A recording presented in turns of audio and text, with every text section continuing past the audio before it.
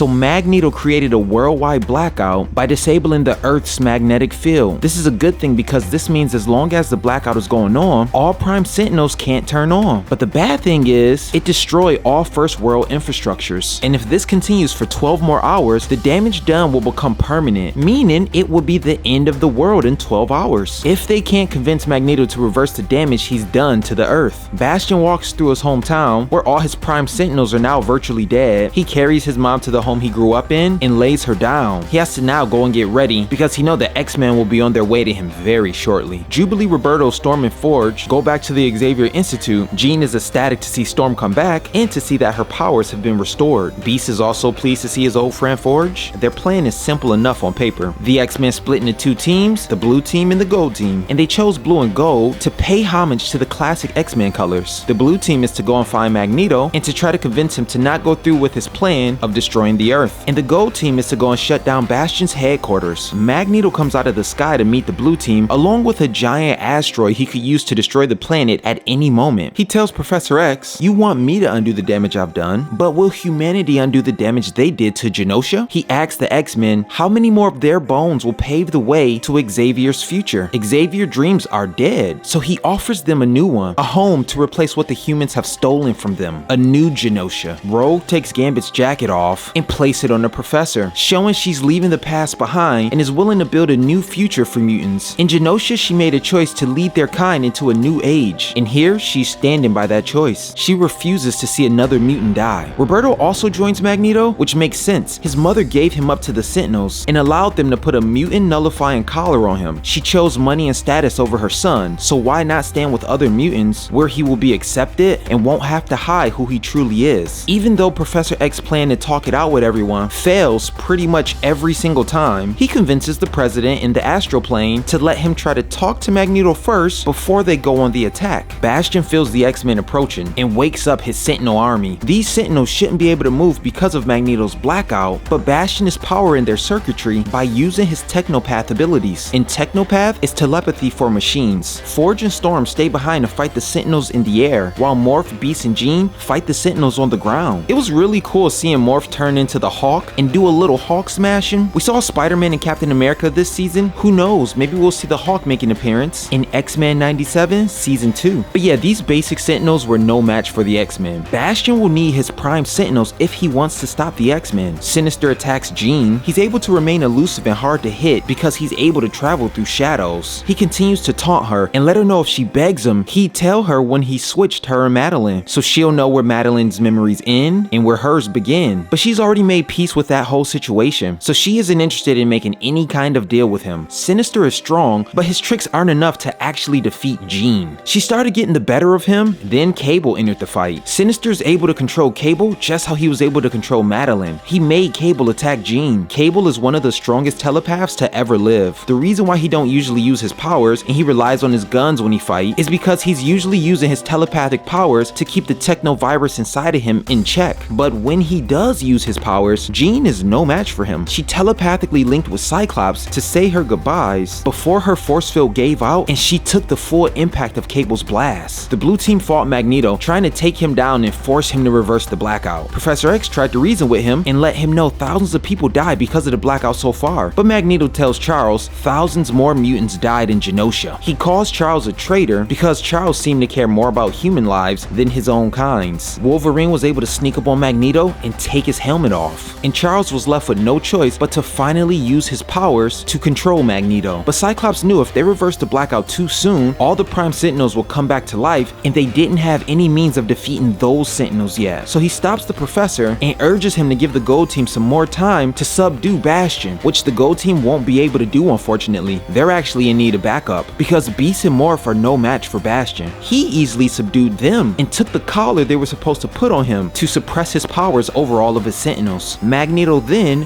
threw his helmet on Professor X so he can't use his telepathic powers anymore, and then Wolverine sneaks up on Magneto again. Wolverine is a beast. He's always the one making things happen. He stabs Magneto in the back, but it seems like with Magneto being stabbed, he was able to analyze what kind of metal Wolverine claws and bones were made out of, which is worst case scenario for Wolverine because now Magneto was able to control the metal inside of Wolverine's body. He ripped all the adamantium right out of Wolverine's body, which is insane. This was a very crazy and action-packed episode. I don't know how the X-Men will be able to beat Bastion or Magneto, but with the season finale almost here, you know they're gonna end it with a bang. Can't wait to see it. Let me know your thoughts below, like and subscribe, and I'll see y'all in the next one.